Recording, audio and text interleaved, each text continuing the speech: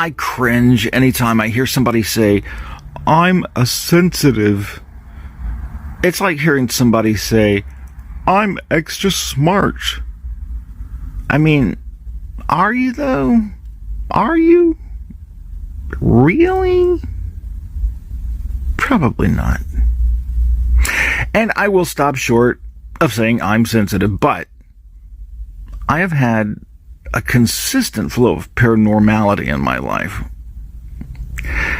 It goes back as far as I can remember. My dad drove truck when I was a kid, so he would be gone for a week or two at a time, so my mom, who was a nervous person by nature, would push a dresser in front of the bedroom door at night while my dad was away, and I would sleep in her room those nights. We saw our share of shadow figures when Dad was away, and it would be easy to chalk it up to just that nervous tension, except eventually my dad also saw these things, and he was as much of a non-believer, skeptic type person as you can get. In fact, it was years after the actual event and after he retired that he finally admitted to seeing those things. But back then, when I was a kid, on weekends, I would go spend the night with my Uncle Mike and Aunt Cindy. Mostly so I could hang out with my cousins, who were almost exactly the same age as me. They were off by like a week. They were twins, identical twins, Timothy and Mike Jr. Of course, I'd been telling them about what was going on at my house every time I came to visit. They weren't scared by it. They thought it was really cool. But I also got the feeling that they wavered back and forth on whether they believed me or not. I guess I was about 13 or 14, and I had gone to stay with my cousins one weekend, and my cousins also had a couple of their friends over from school staying over with them. I don't remember their names, and it doesn't really matter, but anyhow, when I get there, Mike Jr. says, "We've got a surprise for ya." What is it? Let me show it to ya. It's this. Ta-da! OUIJA. It's pronounced Ouija. What kind of game is it? It's not. It's disguised as a game so people don't get suspicious of you. This is going to let you figure out what's happening at your house. We waited until later that day after the sun went down, and the five of us agreed and officially pronounced it nighttime. My cousin Timothy and his school buddy set the board up. Mike Jr. lit a candle and turned off the lights. Timothy read the rules out loud by candlelight and added his own explainer at the end. All around us every day, there are spirits around us that we can't see, floating all around us. It says so in the Bible. This board and this pointer was invented so we can talk to them and they can talk back to us.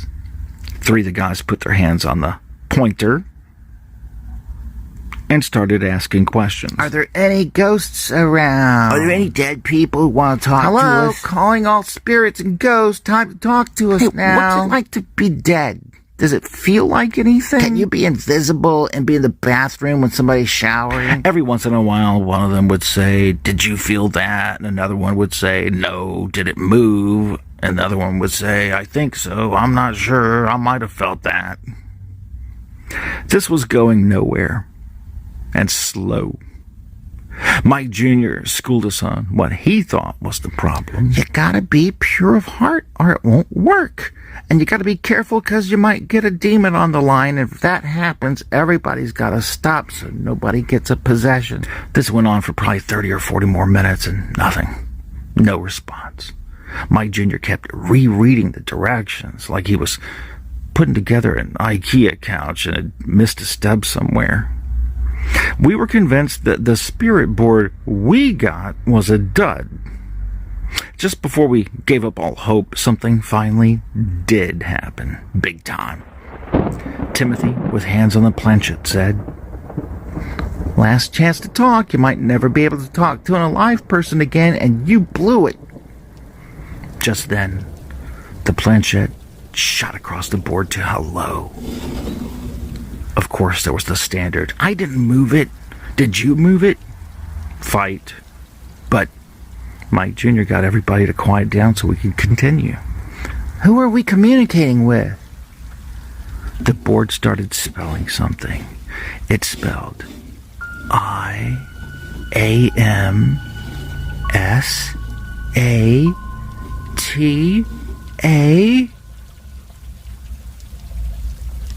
JK I am Lenny.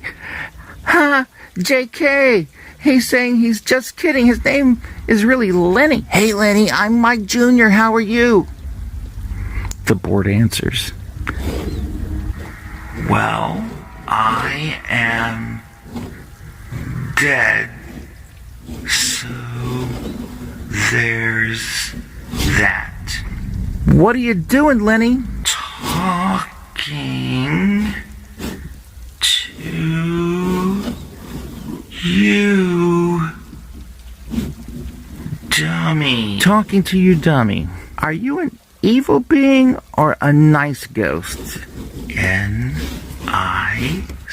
Nice! He's spelling nice! Hey, do you know where any buried treasure's located? I am a ghost, not God. Are you in heaven? Have you met God? I am not saint or angel, just dead. Can you make this chair burst into flames? No. Can you show yourself to us?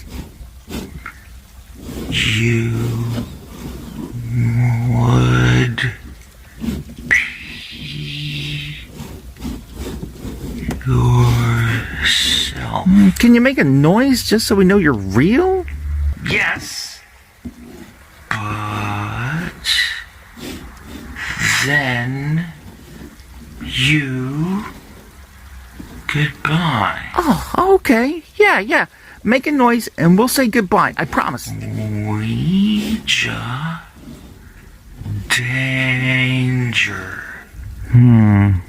Ouija demons. Just then we heard a noise. 3 slow, deliberate knocks, followed immediately by the sound of something heavy falling over at the room next door. We said goodbye real quick and ran out of that room to see what had happened. The garbage can in the kitchen had been knocked over and the trash had spilled out everywhere. I was only the translator for the messages, the person who wrote down the communication, and I still have those notes that I wrote when I was 13. It makes me think about our existence on this planet and what mysteries there are in the universe and what it all means. But I've still never touched a Ouija board, ever. Not even once. Not even that night. I'm just going to take Lenny's advice and stay away. Thanks, Lenny. You made my only Ouija experience a solid one.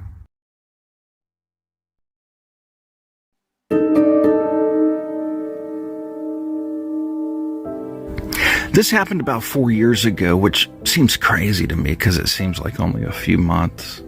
The older I get, the more it seems like time flies by. At the time I was 22, my grandmother, who lived about 2 hours away from me, was getting old and wasn't able to take care of herself like she used to, so my family had hired a nurse to come to her house every day and help her make meals, clean.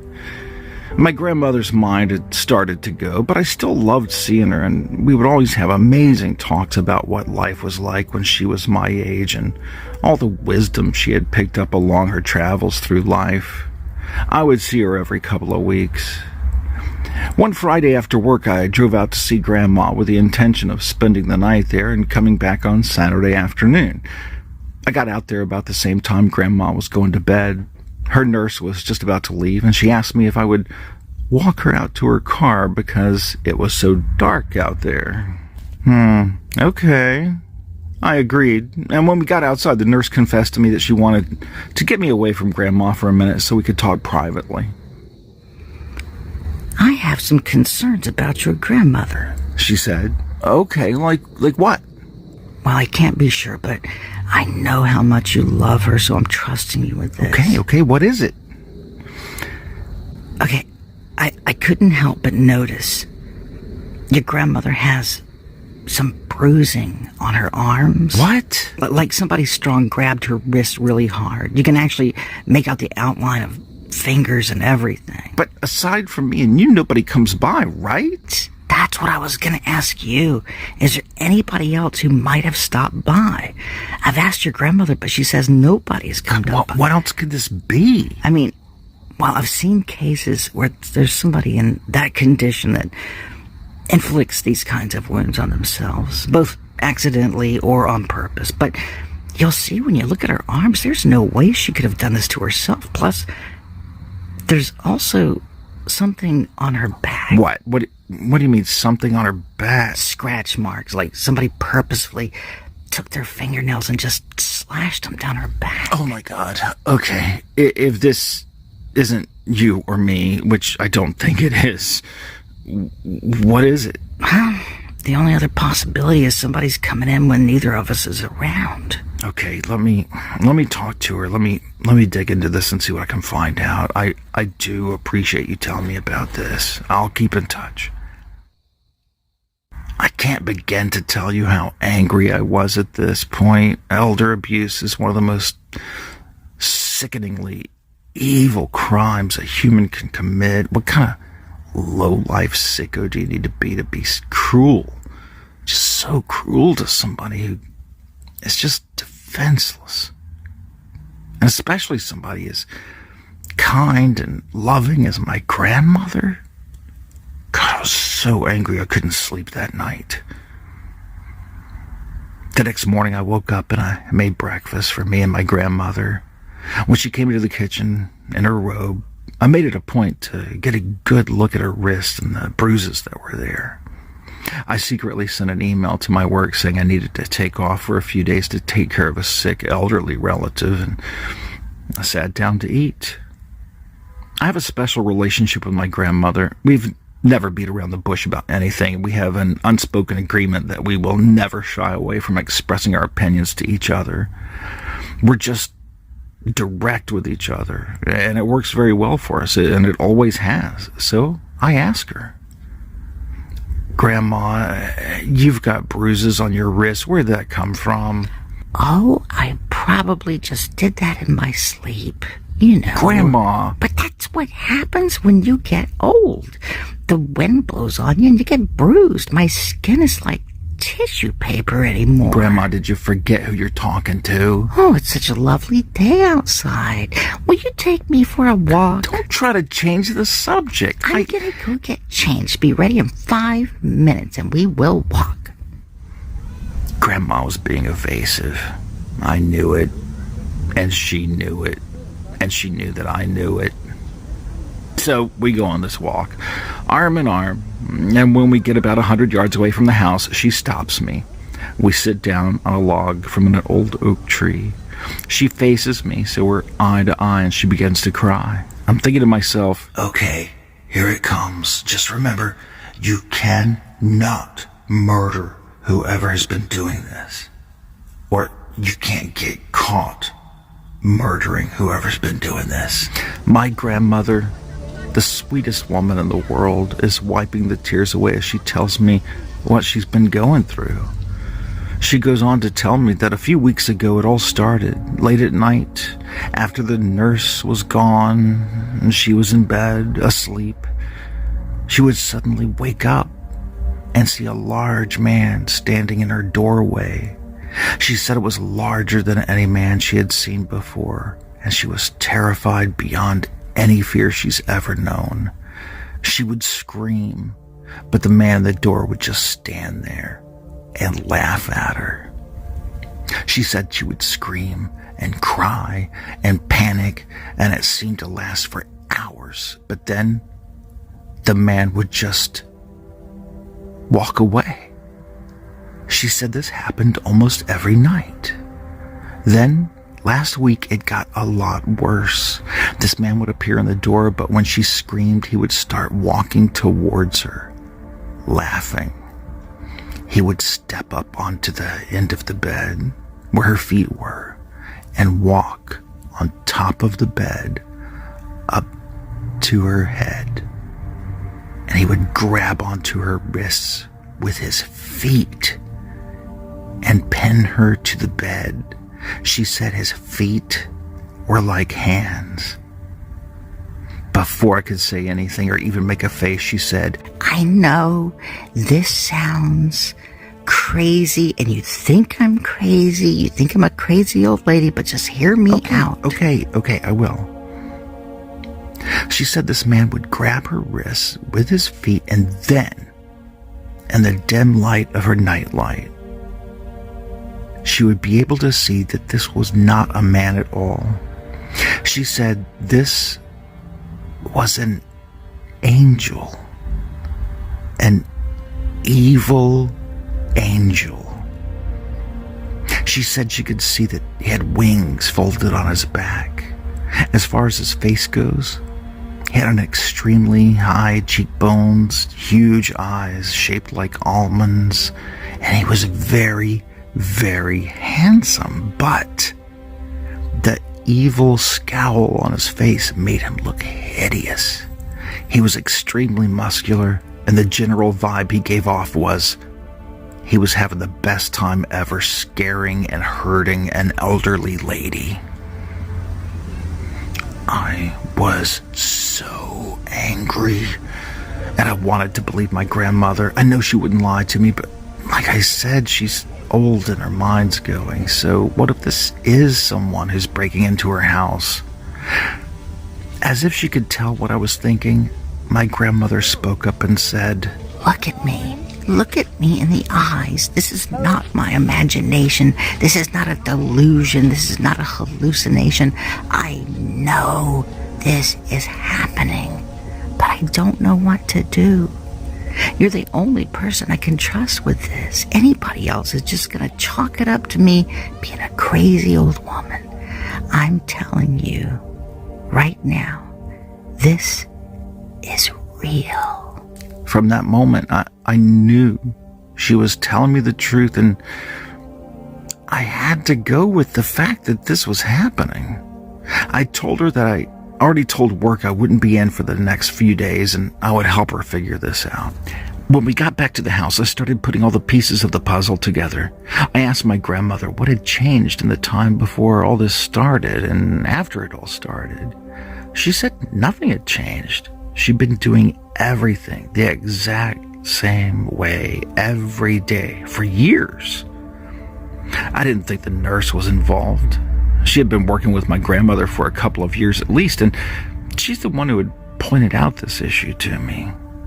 I checked all the doors and windows. There's no way anybody could be breaking into her house on the daily. I sat down with my grandmother for dinner. I had a pen and paper, and we went over every single thing that she had done in the days leading up to the start of all this. We figured out that all this had started on Monday, December 4th. Friday, December 1st. Nurse came over as usual. They went to the grocery store together. They stopped at the cemetery to visit my grandfather's grave and leave flowers. She had dinner at home, went to bed. Saturday, December 2nd. I had come to visit. I took her out to her favorite lunch spot. We came back home and played chess. We ate dinner. I left. She went to bed. Sunday, December 3rd. She went to church, and then afterwards there was an organized outing with her senior citizens church group, and they went to an outdoor flea market. Grandma, did you buy anything at the flea market? You know, maybe like a creepy old doll or haunted mirror. Oh, do you think it could be the haunted mirror I bought? Really? We laughed. I looked down at all the info I'd written and scratched my head. I don't know why scratching my head helps me think better, but it does. Suddenly, my grandmother pounded the table with her hand. I did buy something. You did? What did you buy? I got a cutting board. That doesn't seem like something that would be haunted. Where is it? Oh, it's in the bottom right-hand cabinet. I went to the kitchen and rifled through the pots and pans, and then I saw the problem and immediately knew I had solved the cause of these visits. I reached in and slowly pulled out Grandma's cutting board. A very old, very ornate Ouija board. I'm not a carpenter or a woodworker, so I can't do this thing justice. And Ouija boards gives me the creeps anyway, but this thing was beautiful. Obviously handmade, expertly crafted, attention to detail, nice wood. I mean, 2 different kinds of nice wood. And brass. It had brass lettering. I'm sure when this thing was new, I'm guessing 100 years ago, it was made for somebody who had a lot of money. Honestly, and again, I do not like these things, but objectively speaking, it was a work of art. I explained to my grandmother what a spirit board was. She was shocked that she had unwittingly bought such a thing and brought it into her house. I couldn't get over the fact that she'd never heard of a Ouija board or a spirit board. Those things had been around since before she was born. I also couldn't get over the fact that she paid $10 for it. That makes me feel like the person who sold it to her knew something was wrong with it. We put the board outside that night. The next day I went out and bought some sage, black obsidian, clear quartz, everything you need to expel the bad energy, protect her, and bring in positive energy. And it worked. She never had another experience like that. In fact, she told me that the whole house felt new and fresh and alive. And her mind actually cleared up a lot as well. She said she never slept so good or woke up so refreshed. It really did make her feel better, and she looked healthier. That leads me to believe there may have been some other dark energy hanging out there besides her cutting board. I got a friend of mine who knows how to dispose of such things to come pick the thing up. My grandmother ended up passing away that June. Coincidentally, she died on her wedding anniversary. I like to think that she was reunited with my grandfather on that day. Most of all, I'm forever grateful that I had a hand in making her last 6 months on Earth as comfortable and safe and happy as possible. That's my story, all true, just as it happened.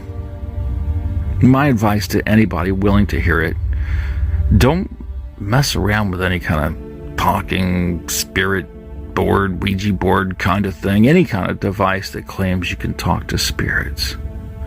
And if you buy a cutting board at a flea market, you might want to examine how it's decorated very carefully.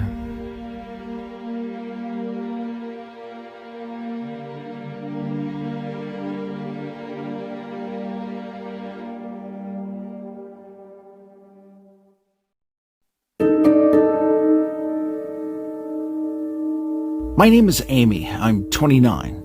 I live in Asheville, North Carolina, but I'm about to move to Portland, Oregon in August. I grew up in a town not far from Knoxville, Tennessee. There was absolutely nothing to do there, so we all had to find ways to entertain ourselves. For my 13th birthday, I had a sleepover at my house, and my parents let me invite 10 friends. One of those friends, Devin, gave me a Ouija board. I was quick to hide it from my parents, who were deeply religious, but after they went to bed that night, of course, that was the first thing we wanted to do. I was a little nervous about it, but being surrounded by my friends and being 13 now, which made me practically an adult, it gave me the confidence to go through with it. We didn't have candles, but we dimmed the lights, and almost immediately we were talking to a spirit who identified himself as Herod. Everyone was asking about the boys they liked and the rumors about teachers, what their jobs would be, and everybody was getting these short but seemingly related answers. On my turn, I asked about the one important future event I could think of. I asked, who I would marry. My friend Devin, who had given me the board for my birthday, wrote down the answer on a page torn out of my diary, and I still have that page today. Here's what the board said, which, by the way, I interpreted to mean I would never get married, which bummed me out for at least a few months. The board said the person I would marry would be the Jack of Clubs. He would be a Minotaur.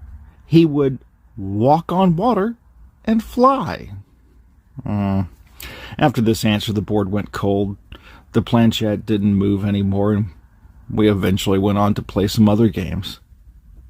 When I moved out of the house when I was 19 years old, I ended up throwing away the board. I had never used it one time since the night of my 13th birthday, so why not? Jumping ahead to December of 2018 now, I had just moved again, this time to Asheville for a new job. And I was excited to learn a few of my childhood friends now lived here as well. That included my friends Ashley, Crystal, and Devin. We all decided we would go out to a specific club to celebrate the new year. This was 2018 going into 2019. The four of us went out and had an awesome time. The club was insane. It had the most amazing light show. Girls and guys in their undies dancing around in cages, waiters and waitresses dressed up like animals, and one area that was a giant foam pit that would fill up with foam every hour on the hour. All this plus one waiter, Donkey Boy, as we called him, kept giving us our drinks for free. Me and my friends caught up on what everybody had been doing, caught a buzz, and danced all night. Finally, it was about 3 o'clock in the morning, and we were all absolutely tuckered out. We were about to grab our stuff and go, and one of the security guards approached us. He asked us to follow him, and we did. We went upstairs and into a room that overlooked the dance floor. It was practically soundproof. The music was still blaring, but as soon as the door shut, you could barely hear that music was playing. Mostly it was just vibrations from the bass. I asked the security guard why we were here. He replied the owner would like a word with us, and to please help ourselves to the champagne, which we did. We were a little weirded out, but I guess the alcohol had us feeling a little adventuresome. Suddenly, the door swung open. Insanely loud music filled the air, and Donkey Boy, the guy with the donkey head that had been waiting on us all night, entered the room and shut the door behind him. He struggled with his head for a moment, then pulled it off, revealing a handsome but extremely sweaty guy, about 30 years old. "Hi, I am so sorry to inconvenience you, but I hope that you'll let me explain," Devin said. "Aren't you our waiter?" And he replied that, "Yeah, but just for fun. I own the club. I just like to mix it up with the crowd to make sure everybody's having a good time." He went on to say that he hoped he didn't come across as creepy, but he had never done anything like this before. But the reason he had asked us to come up to his office was he wanted to properly ask me out to dinner. And when he saw we were leaving, he asked his security to invite us up so he could ask us in a relatively quiet place. We just stared at him. I feel like my mouth may have been hanging open at this point. My three friends were incredibly gorgeous, so I was shocked that this was about me. I also didn't know if I should feel honored or be skeeved out or what. Was this a sleazy club promoter thing, or is this guy being sincere? Donkey Boy then said, "Please, any of you, ask me anything and I will answer you honestly. If you don't like anything I say, you can leave at any time, but when you're done, if you're still here, I'm gonna ask her what her name is, if she will go to dinner sometime with me, and I'll ask for her phone number. So, anybody got anything they want to ask?" Me and my friends all looked at each other. Devin said, "Are you married? Have you been married? Do you have kids?" Donkey Boy replied, "No, I've never been married. No, I'm not married. I don't have any kids." Ashley asked him if he was the promoter or the owner of the club. He was the owner. Nobody else had any questions, so I asked, "What's your name?" My legal name's John, but everybody calls me Jack. Please, call me Jack. I ended up giving him my number and agreeing to go to dinner with him. It was the next week. We were at dinner, and I learned a lot more about Donkey Boy, which I continued to call him in a playful way. "Why do you call me Donkey Boy?" he eventually asked. I told him because of the mask he wore at the club. "That wasn't a donkey, that was supposed to be a bull." Right then, I choked on a piece of chicken as all the pieces fell into place. He is Jack. He owns several clubs. He was a minotaur, head of a bull, body of a man. But why is he a goat? What is that, greatest of all time? Of course he can't fly or walk on water. He asked me what was wrong. I was shaking at this point. I told him I had some very important questions that may seem weird, but please just answer me. He agreed. I asked what goats mean to him. He looked confused, but he was also thinking hard on it, trying to give me a real answer. "I think my grandparents used to have some goats on their farm, maybe, but I'm not sure. And other than being a Capricorn, I really can't think of much goat-related." "Capricorn, the goat." "Okay," I said. "Can you fly?" "Well, I flew here from Oregon yesterday. That's where I live, but I can't fly on my own yet." "What do you mean by yet?" "I've been working on getting my pilot's license." "Oh my God," I said. "Okay, one more question. Can you walk on water?" "You mean like Jesus?" "In any way, shape, or form. Please, this is important." I don't know if this counts, but I sleep on water." "No, not a water bed. That doesn't count, and it's kind of creepy." No, my house. I actually live on a houseboat." At this point, I suddenly felt extremely dizzy. I said, "Excuse me for a moment," but then I just continued to sit there in a daze. "Are you okay? If you're not feeling well, we can do this any other night. You just take me home," I said. I guess I panicked. I asked him to take me home immediately, which he did. And when I got home, I just collapsed on my bed and cried. I don't know exactly why. It was just so overwhelming. The next morning, I called Devin. I told her everything, the dinner, the questions, the answers, and the demanding to be taken home. I broke into tears again as I told her I was sure that after my insane behavior last night, Jack would never want to see me again. I'd ruined everything. Then Devin said, "If it's meant to be, you'll get a sign." Doorbell. Right then, as soon as she said that, my doorbell rang. I opened up the door, and there was Jack, with at least a couple of dozen roses. Devin, I'll call you back," I said. Jack and I dated and fell in love, and he proposed. So, yeah, a Ouija board. The one and only time I ever used one. When I was 13 years old, predicted exactly who I was going to marry. If you ever doubt one of those things is real, all you have to do is look at my story. Look at me and Jack.